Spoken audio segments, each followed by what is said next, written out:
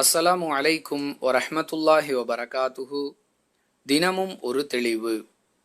ஜனாசா தொழுகையை அவசர அவசரமாக நடத்துகிறார்களே, இது சரியா? இந்த கேள்விக்கான தெளிவை இன்ஷா அல்லாஹ் இந்த பதிவில் அறிந்து கொள்வோம்.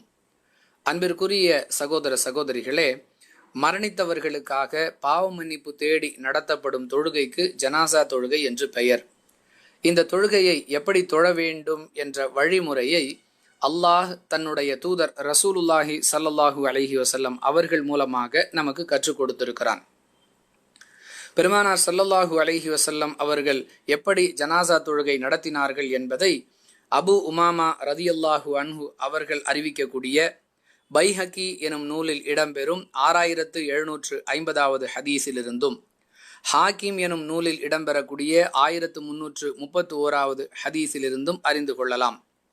எத்தனை தக்பீர்களை அல்லாஹுடைய தூதரவர்கள் சொன்னார்கள், ஒவ்வொரு தக்பீருக்கு பிறகும் அவர்கள் ஓதிய வாசகங்கள் என்னென்ன என்பதெல்லாம் இந்த ஹதீஸுகளில் தெளிவாக பதிவு செய்யப்பட்டிருக்கின்றன.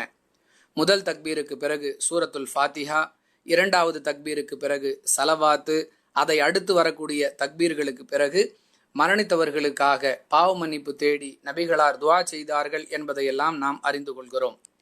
மரணித்தவர்களுக்காக நபிகளார் செய்த பிரார்த்தனைகளுடைய வாசகங்கள் ஹதீஸுகளில் மிக தெளிவாக பதிவு செய்யப்பட்டிருக்கின்றன.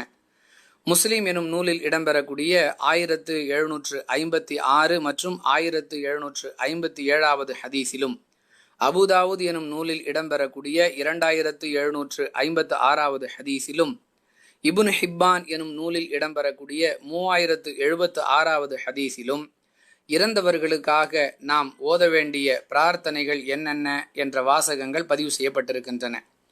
அன்பானவர்களே, நபிகளார் ஓதிய இந்த பிரார்த்தனைகளை நாம் நம்முடைய ஜனாசா தொழுகைகளில் ஓத வேண்டும் என்றால் அதற்கு முறையான நேரம் கொடுக்கப்பட வேண்டும்.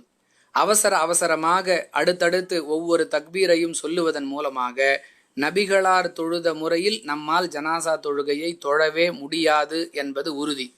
எனவே ஜனாசா தொழுகையை நடத்தக்கூடிய இமாம்கள் ஒவ்வொரு தக்பீருக்கு பிறகும் ஓத வேண்டிய வாசகங்களுக்குரிய முறையான நேரம் கொடுக்க வேண்டும் என்பதுதான் இந்த கேள்வி கேட்பவருடைய எதிர்பார்ப்பாக இருக்கிறது என்பதை புரிந்து கொள்கிறோம்.